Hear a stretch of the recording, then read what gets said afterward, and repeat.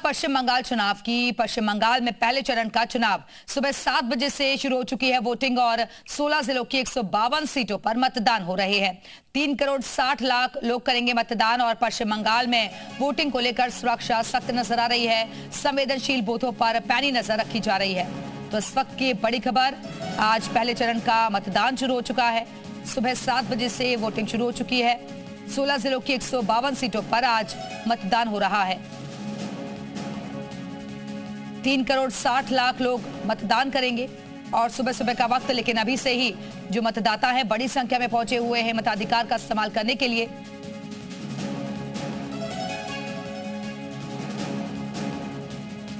और अब आइए आपको ग्राफिक्स के जरिए कुछ महत्वपूर्ण जानकारियां भी देते हैं कि किन सीटों पर हाई वोल्टेज मुकाबला है। तो सीट वार आपको बता रहे हैं। नंदीग्राम पर जो अधिकारी ब्रदर्स हैं वो उनका गढ़ माना जाता है। खड़गपुर सदर सीट बीजेपी का बैटल ग्राउंड है। बहरामपुर कांग्रेस की वापसी की लड़ाई है। यहाँ सिलीगुड़ी उत्तर बंगाल की अहम सीट मानी जाती है। दार्जिलिंग पहाड़ी राजनीति, जलपाईगुड़ी सीमा क्षेत्र है, ध्रुवीकरण फैक्टर है। आसनसोल दक्षिण औद्योगिक बेल्ट की सीट है।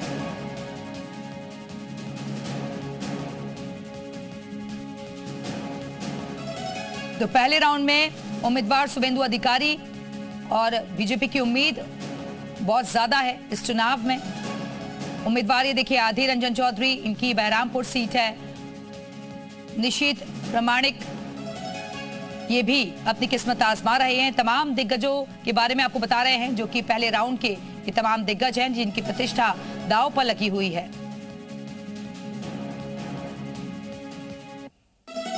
हुमायूं कबीर डोमकल सीट से उम्मीदवार है, ये भी अपनी किस्मत आजमा रहे हैं। हालांकि आपको याद होगा कि जमकर प्रचार किया गया इस बार के चुनाव में।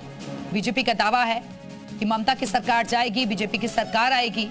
लेकिन आज बारी है मतदाताओं की। अलग अलग मुद्दे हैं।